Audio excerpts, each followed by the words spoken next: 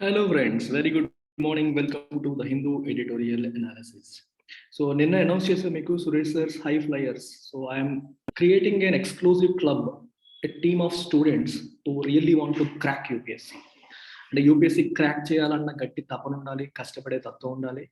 At the same time కొంత effort already పెట్టి ఉండాలి. ఎందుకంటే అందరికీ మొత్తం వందల కొద్ది స్టూడెంట్స్ అందరికీ ఇండివిజువల్గా మెంటర్షిప్ ఇవ్వడం అనేది పాసిబుల్ కాదు. సో అందుకని ఏం చేస్తున్నామంటే కొన్ని సెలెక్ట్ స్టూడెంట్స్కి మాత్రమే పర్సనల్గా మెంటర్షిప్ ఇవ్వాలని నిర్ణయించుకోవడం జరిగింది. సో ఎవరు దీనికి ఎలిజిబుల్ అంటే ఆల్రెడీ ప్రిలిమ్స్ క్లియర్ చేసిన వాళ్ళు ఎలిజిబుల్. ఎవరైనా సరే మీరు జాయిన్ కావచ్చు. ఫీజు వచ్చేసి మీకు 20,000 ఉంటుంది. ఇది లైఫ్ టైం వ్యాలిడిటీ, అంటే మీకు జాబ్ వచ్చేంత వరకు నా మెంటర్షిప్ కంటిన్యూ. పర్సనల్గా నేను మీతో మాట్లాడతాను, నా ఫోన్ నెంబర్ మీకు ఇస్తాను, ఆన్ డైలీ బేసిస్ మీ పర్ఫార్మెన్స్ని ట్రాక్ చేస్తాను. మీకు మన ఇన్స్టిట్యూట్లో ఆఫర్ చేసే mains test series, prelims test సిరీస్కి ఫ్రీ యాక్సెస్ అనేది ఇస్తాను. ఈ టెస్ట్ సిరీస్లో మీ పర్ఫార్మెన్స్ నేను చూసి ఎలా చేస్తున్నారు, ఏం చేస్తున్నారు, తప్పులు ఎక్కడన్నా చేస్తే ఎలా కరెక్ట్ చేసుకోవాలి, ఇలా కంప్లీట్గా గైడెన్స్ అనేది, మెంటర్షిప్ అనేది మీకు ఉంటుంది. సో క్లాసెస్ అనేవి ఉండవు ఇందులో. This is not a classroom programme, it is pure mentorship programme. So these two things you will get for free, and additional thing access to me on a daily basis. And once we form a group, ఒక గ్రూప్గా form అయిన తర్వాత గ్రూప్లో group discussion జరుగుతాయి, big debates ఇట్లాంటివి conduct చేస్తూ ఉంటాం. Contemporary topics పైన మనం group discussions, exchange of ideas లాంటి ఇంట్రెస్టింగ్ కార్యక్రమాలు దీంట్లో చేస్తాం అన్నమాట. సో ఇంట్రెస్ట్ ఉన్న వాళ్ళు ఈ నెంబర్కి కాల్ చేయండి. నా నెంబర్ తీసుకోండి మేడం దగ్గర, తీసుకొని నాతో మాట్లాడండి. ఏమొస్తుందంటే నేను మళ్ళీ ఫోన్లో మీకు చెప్తాను. అండ్ అంటే నేను మీకు చెప్పడం ఎంత ఇంపార్టెంటో ఎవరిని తీసుకోవాలనే విషయంలో కూడా నేను అంత పర్టికులర్గా ఉన్నాను. సో నిజంగా సిన్సియారిటీ ఉండి, కష్టపడే తత్వం ఉండి, ఒక లెవెల్కి ఆల్రెడీ కష్టపడిన వాళ్ళు ఉంటే I'm ready to take in to high flyers. Next UPSC infinity మీకు తెలిసిందే. అండ్ మీకు 2022 వచ్చేస్తుంది. 22లో ఎట్టి పరిస్థితుల్లో కూడా ఫీజులు పెరగడం అనేది పక్క. సో ఈ లోపు నేను అందుకే వాయిదా వీలైనంత వరకు లేట్గా చేద్దామని చెప్పి పెంచకుండా ఉంచుతున్నాను. ఇంట్రెస్టెడ్ పీపుల్ 40,000కి మీరు జాయిన్ అయ్యే గోల్డెన్ ఆపర్చునిటీ వచ్చింది. ఓన్లీ రికార్డెడ్ వస్తుంది, మీకు లైవ్ ఇంటరాక్షన్ ఉండదు. బట్ లైవ్ అండ్ రికార్డెడ్ కావాలంటే 50,000కి జాయిన్ అవుతుంది. ఇది అప్ ఫ్రంట్ పేమెంట్. ఈఎంఐ కావాలంటే మేడంకి కాల్ చేయండి, అడిషనల్ ఫీ కట్టి మీరు ఈఎంఐ ఆప్షన్కి రావచ్చు. అలాగే ఆప్షనల్స్ కూడా 20,000తోనే మీకు కోర్స్ ఫీ అనేది స్టార్ట్ అవుతుంది. లైవ్ అండ్ రికార్డెడ్ వచ్చేసి 25, రికార్డెడ్ అనేది ఓన్లీ 20కి. ఈ ఆప్షనల్స్ అనేవి కూడా మీరు ఇక్కడ చూడొచ్చు. తెలుగు లిటరేచర్కి మాత్రం లైవ్ అండ్ రికార్డెడే 20,000కి ఇచ్చేస్తున్నాం, only for Telugu literature. Rest of the కోర్సెస్కి ఈ ఫీ అప్లికబుల్. తెలుగు లిటరేచర్కి మాత్రం లైవ్ అండ్ రికార్డెడే 20,000కి ఇవ్వడం అనేది జరుగుతుంది. So let's look at today's editorial. A measured response. ఇది ఒమిక్రాన్ వేరియంట్ గురించి. మెజర్డ్ అంటే ఆలోచించి, ఆచితూచి అంటారు చూడండి, అలాగనమాట. ఆచితూచి స్పందించడాన్ని మెజర్డ్ రెస్పాన్స్ అంటాం. కేర్ఫుల్లీ కన్సిడర్డ్ అని అర్థం. Omicron should not set off panic. While more infectious, data show it as less virulent. Omicron వచ్చేస్తుందని కంగారైపోయి, భయపడిపోయి, ఈ న్యూస్ పేపర్లు, న్యూస్ ఛానల్స్ అన్ని సోషల్ మీడియాలు చూసి కంగారైపోయి మనం ప్యానిక్ మోడ్లోకి వెళ్ళాల్సిన అవసరం లేదు. ఎందుకని? ఇది మోర్ ఇన్ఫెక్షియస్, యాక్సెప్టెడ్. అంటే డెల్టా వేరియంట్ కంటే ముందు వచ్చిన దానికంటే కూడా ఇది మోర్ ఇన్ఫెక్షియస్. అంటే ఇన్ఫెక్షన్స్ అనేవి చాలా తొందరగా ఇది స్ప్రెడ్ అయిపోతుంది. కాకపోతే డేటా ఏం చెప్తుంది మనకి? Data show it as less virulent. Virulent అంటే హార్మ్ఫుల్, అంటే దాని అంత డేంజరస్ అంటే కాదు. ఇంతకు ముందున్న వేరియంట్స్ ఇలా రావంగానే మన బాడీలో విపరీతమైన మార్పులు వచ్చేసి చనిపోవడానికి కూడా దారితీసిన సందర్భాలు మనం చూసాం.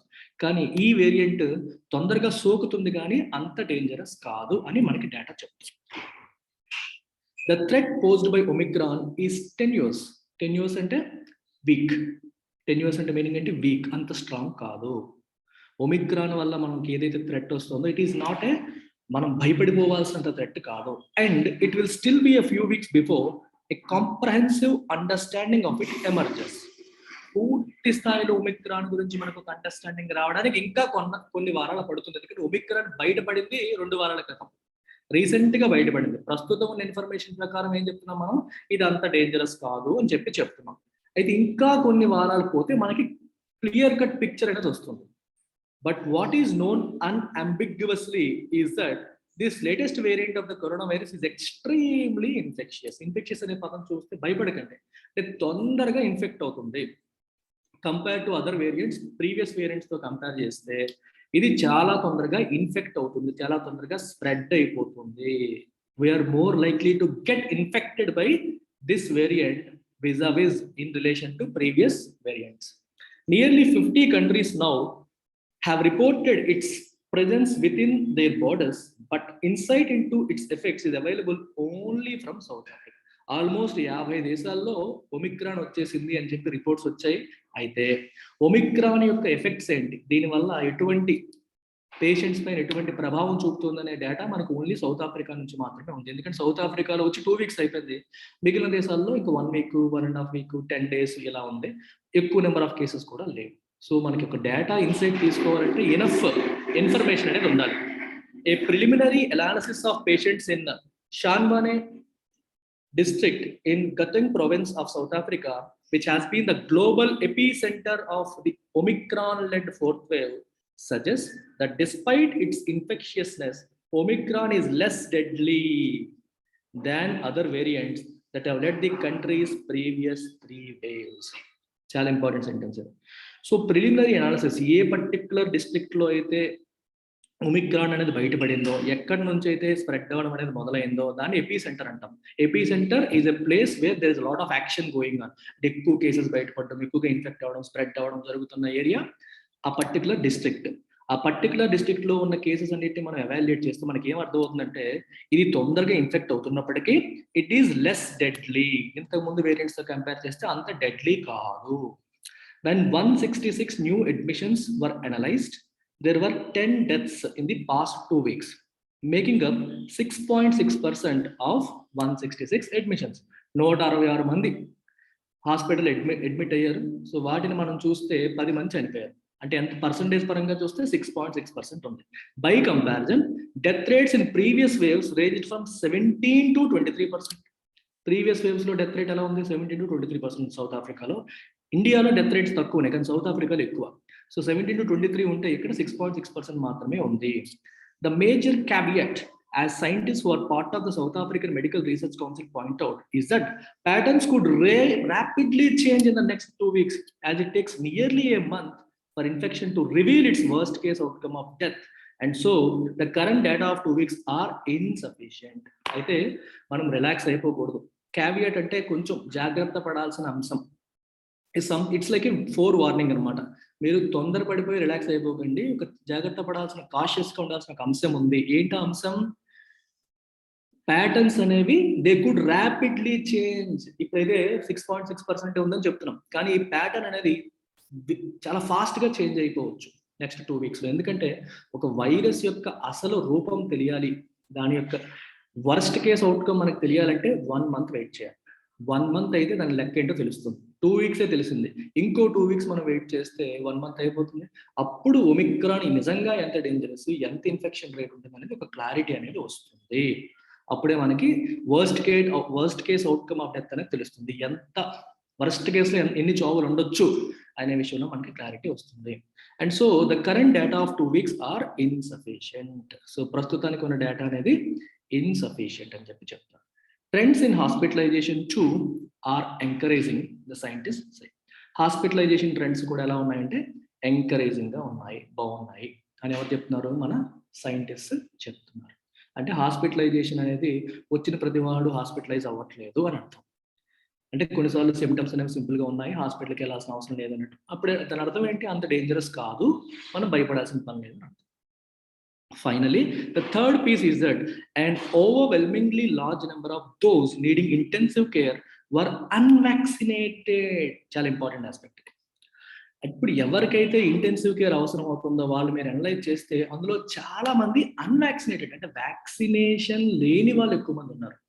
మీకు అర్థమవుతుందా? అంటే వ్యాక్సినేషన్ ఒకసారి కూడా చేయించుకోని వాళ్ళకి ఎక్కువగా ఇంటెన్సివ్ కేర్ అవసరం అయింది. అర్థమవుతుందా మీకు? వ్యాక్సినేషన్ ఉన్న వాళ్ళకి ఎక్కువ అవసరం రావట్లా, వ్యాక్సినేషన్ చేయించుకోని వాళ్ళకి ఎక్కువగా ఇంటెన్సివ్ కేర్ అవసరం అయ్యే పరిస్థితులు కనిపించాయి.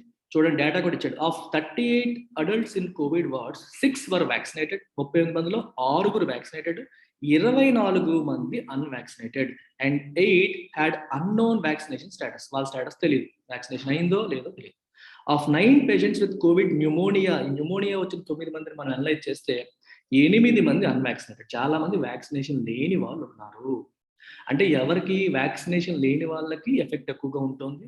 వాళ్ళకి కోవిడ్ న్యూమోనియా కావచ్చు, ఇంటెన్సివ్ కేర్ అవసరం అనేది వస్తుంది. Therefore the prevalent wisdom that despite being highly infectious, vaccination significantly protected against disease and death. అర్థమవుతుందా? ఇప్పుడు మనకి ఏం తెలుస్తుంది దీన్ని బట్టి?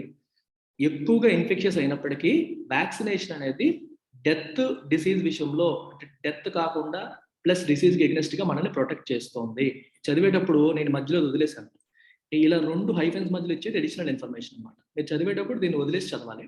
తర్వాత ఇన్ఫర్మేషన్ ఏంటని చూసుకోండి. It is not clear if those in the wards are fully or partially vaccinated. అందులో ఉన్న వాళ్ళు ఫుల్ వ్యాక్సినేటెడ్ పార్షియల్ వ్యాక్సినేటెడ్ అని తెలియదు, కానీ వ్యాక్సినేషన్ ఉన్న వాళ్ళకి ప్రొటెక్షన్ ఎక్కువగా ఉంటుంది అని చెప్తున్నారు. But vaccination trends in south Africa or not encouraging. అంటే అర్థం ఏంటి? సౌత్ ఆఫ్రికాలో వ్యాక్సినేషన్ ట్రెండ్, ఎంతమందికి వ్యాక్సినేషన్ జరిగిందనే ట్రెండ్ మీరు చూస్తే అంత ఎంకరేజింగ్గా లేదు. Only 30% of the country has had 1 dose and only 25% are fully vaccinated. 25% full vaccination and 30% 1 dose అనేది. Reports have suggested that the South African government has actually had to delay vaccination because it claimed it had too much stock, underlining that problems of vaccine hesitancy or easy access for greater part of the population was a challenge. అంటే అర్థం ఏంటి? ఇప్పుడు south Africa ఏమంటుందంటే మేము vaccination delay చేయాల్సి వచ్చింది అని చెప్తుంది. ఎందుకని? మా దగ్గర చాలా స్టాక్ ఉంది. అది స్టాక్ ఉంటే డిలే ఎందుకు చేస్తారు? నీ దగ్గర స్టాక్ ఉంది అయినా వ్యాక్సినేషన్ డిలే చేస్తారంటే అర్థం ఏంటి?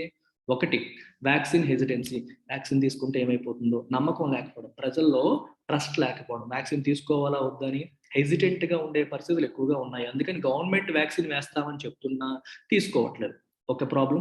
లేదా ఈ వ్యాక్సినేషన్ అనేది లార్జ్ పాపులేషన్ కి అందించడంలో గవర్నమెంట్ ఫెయిల్ అవుతుంది. Easy access for greater part of the population was challenge, అందించలేకపోతుంది. ఈ రెండిట్లో ఏదో ఒక కారణం ఉండి ఉండాలి, లేకపోతే 2 కారణాలు ఉండి ఉండాలి. అందువల్లే అందరికీ వ్యాక్సినేషన్ అనేది అందట్లేదు సౌత్ ఆఫ్రికాలో అని చెప్పి చెప్తారు.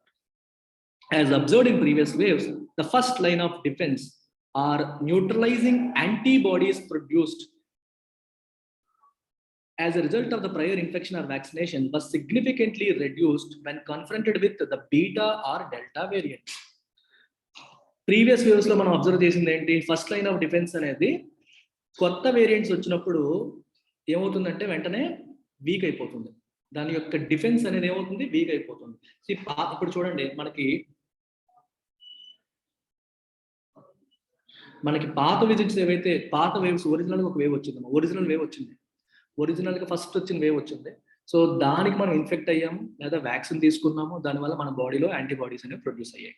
సో సిమిలర్ వైరస్ వస్తే మనం ప్రొటెక్టెడ్. నెక్స్ట్ వేరియంట్ వచ్చింది అనుకోండి, ఏమవుతుంది? మనకి ప్రొటెక్షన్ అనేది 100% ఉండదు. ఒక కైండ్ ఆఫ్ వైరస్ వేరియంట్ మనం ప్రొటెక్ట్ చేసుకోగలుగుతాం, కానీ వేరియంట్ ఎప్పుడైతే మారిందో ఫుల్ ప్రొటెక్షన్ అనేది లేదు బాడీలో. మీకు అర్థమవుతుందా? ఇది ఫస్ట్ లైన్ ఆఫ్ డిఫెన్స్ అని చెప్పారు. అయితే the same appears to be the case with Omicron విషయంలో కూడా అదే కనిపిస్తుంది. అంటే వ్యాక్సినేషన్ ఉన్నంత మాత్రాన మనకి ఫుల్ ప్రొటెక్షన్ వచ్చేస్తుంది అనుకోవడానికి లేదు. ప్రొటెక్షన్ ఉంటుంది, ప్రొటెక్షన్ అనేది ఉంటుంది, కానీ ఫుల్ ప్రొటెక్షన్ వస్తుందని చెప్పలేము. కాకపోతే సెకండ్ లైన్ ఆఫ్ డిఫెన్స్ ఏదైతే ఉందో, ఆర్ సెల్యులర్ ఇమ్యూనిటీ ఏదైతే ఉందో, continues to be effective from the extent evidence. Extent అంటే ప్రస్తుతం ఉన్న అని అర్థం, the one that is existing అని అర్థం అనమాట. ఈ సెకండ్ లైన్ ఆఫ్ డిఫెన్స్ ఏదైతే ఉందో లేదా సెల్యులర్ ఇమ్యూనిటీ ఏదైతే ఉందో అది మనకి ప్రొటెక్షన్ అందిస్తోంది లేదా ఎఫెక్టివ్ గా ఉంది అని చెప్పి ఈ స్టేట్మెంట్ చెప్తుంది. ఇక్కడ ఈ cellular immunity are second line of defence అనేది స్పెసిఫిక్ టు ఒక వేరియంట్. ఇప్పుడు చూడండి, మీకు ఒక మాట చెప్తాను. మన బాడీలోకి బయట నుంచి ఒక మైక్రోబ్ వచ్చింది, అంటే ఈ సూక్ష్మ క్రిమి బాడీలోకి వచ్చింది, వైరస్ కావచ్చు, బ్యాక్టీరియా కావచ్చు, ఏదైనా కావచ్చు. దీనికి ఆల్రెడీ మనకి ఇన్ఫెక్ట్ అయిపోయాం అనుకోండి, ఇన్ఫెక్ట్ అయినప్పుడు ఏమవుతుందంటే మనకి యాంటీబాడీస్ జనరేట్ అవుతాయి. అంటే దీన్ని ఫైట్ చేయడానికి బాడీలో ఈ ప్రొటెక్టర్స్ యాంటీబాడీస్ జనరేట్ అవుతాయి, వాటి ద్వారా మనకి ప్రొటెక్షన్ వస్తుంది. లేదా వ్యాక్సినేషన్ ఇచ్చినప్పుడు కూడా బాడీలో యాంటీబాడీస్ అనేవి జనరేట్ అవుతాయి, వాటి ద్వారా ప్రొటెక్షన్ వస్తుంది. దాన్ని మనం ఫస్ట్ లైన్ ఆఫ్ డిఫెన్స్ అని చెప్పి అనేసాం. అది తగ్గుతోంది అంటున్నాడు. కాకపోతే సెకండ్ లైన్ ఆఫ్ డిఫెన్స్ ఏంటంటే సెల్యులర్ ఇమ్యూనిటీ అన్నాడు. చూడండి, సెల్యులర్ ఇమ్యూనిటీ ఇది ఈ ఒక్క పర్టిక్యులర్ మైక్రోబ్ గురించి కాదు, it is a general defence. అంటే ఏ మైక్రోబ్ వచ్చినా సరే, బయట నుంచి ఏ ఫారెన్ పార్టికల్ బాడీలోకి ఎంటర్ అయినా సరే దాన్ని ఫైట్ చేసే ఇమ్యూనిటీ, అది second line of defence.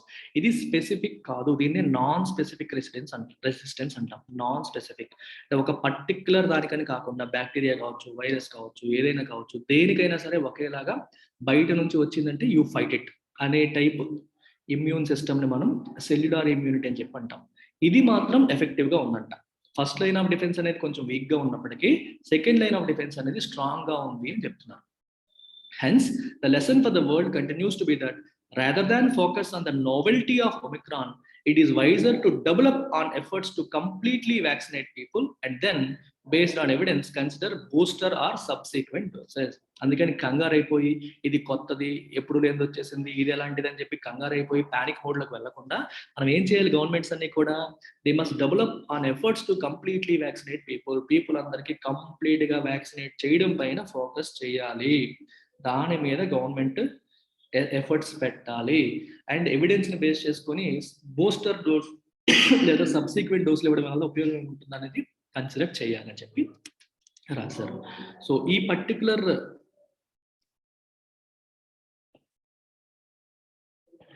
Particular topic పైన మీకు క్వశ్చన్ యూపీఎస్సీలో అడిగితే ఎలా అడుగుతారంటే ఎలా అడుగుతారు, నోట్ దిస్. ప్రతిరోజు మీకు చెప్తున్నాను చూడండి, సైన్స్ అండ్ టెక్నాలజీ కిందకి వస్తుంది, బయోటెక్నాలజీ కింద మనకి సిలబస్ ప్రకారం వస్తుంది. Practice question, the new variant of concern Omicron is due to vaccine hesitancy and delay in complete inoculation in various countries discuss. కారణం ఏంటి, వ్యాక్సిన్ హెసిటెన్సీ వల్ల లేకపోతే కంప్లీట్ ఇనాక్యులేషన్ జరగకపోవడం వల్ల ఇది వస్తుంది, ఈ థ్రెట్ వస్తుంది అని చెప్పి అన్నారు, డిస్కస్ చేయండి అంటాం. So you have to talk about all the aspects of Omicron. దక్షిణాఫ్రికా కానీ ఏ కంట్రీస్లో ఈ ప్రాబ్లమ్స్ ఉన్నాయో వాటన్నిటి గురించి మనం రాయాలి. So that's about it. Take care. Bye.